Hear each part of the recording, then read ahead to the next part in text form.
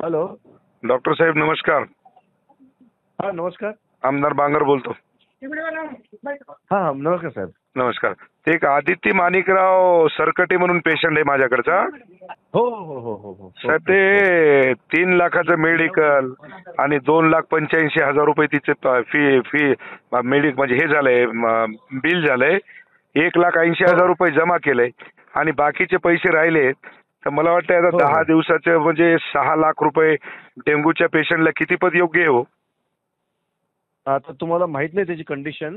अहो कंडिशन कितीही खराब असू द्या ना, तिला काय अमृत पाजले का तुम्ही? 10 दिवसाचे 6 लाख रुपये कशाला म्हणतात तुम्ही? ना त्यांचा भाऊ डॉक्टर आहे एक. दादा मला सगळीच कल्पना आहे. माझा भाऊ MBBS MD आहे.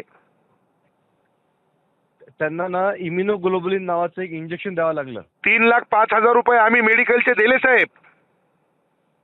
नाही नाही आपला गैरसमज होतोय. काही गैरसमज नाही, पूर्ण बिलिंग आहे माझ्याकडे. 3,05,000 रुपये बिलिंग दिलं म्हणजे मेडिकलचे आणि 2,85,000 रुपये आपल्या दवाखान्याचं बिल झालंय. त्याच्यातलं 1,85,000 रुपये आम्ही जमा केलेत. अजून काय आता बाकीचे जे पैसे राहिले ते आता तेवढं कमीत कमी डिस्काउंट तर द्या. 21,000 रुपये डिस्काउंट देताय तुम्ही.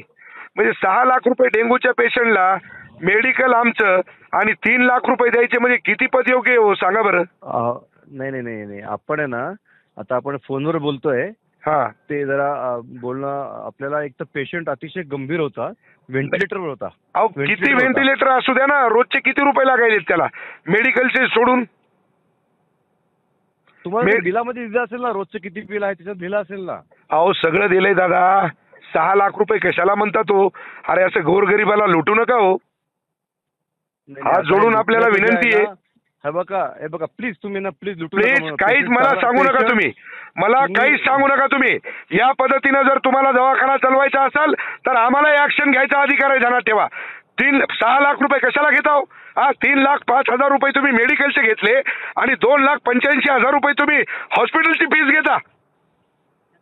हॉस्पिटलचं बिल आहे ना, एकतर मी डॉक्टर एक काम करणार तिथे ते ठरल्याप्रमाणे बिल. अरे कशाचा ठरल्याप्रमाणे? अहो डॉक्टर साहेब आळ्या पडतीला. आलं का लक्षात? असे गोरगरीब लोकांना लुटू नका. मी आता आरोग्य मंत्र्याला बोललोय. हे योग्य नाही, तुमचं ध्यानात ठेवा. म्हणजे जेवढं मोठं युनिट तुमचं हॉस्पिटल म्हणजे तुम्ही लोकांना लुटायसाठी केलंय का? ह्याला लुटणं कसं काय म्हणणार? पेशंट चांगला झाला, बरा. अरे पेशंट चांगला झाला तर पैसे घेण्याची काही पद्धत असती ना हो?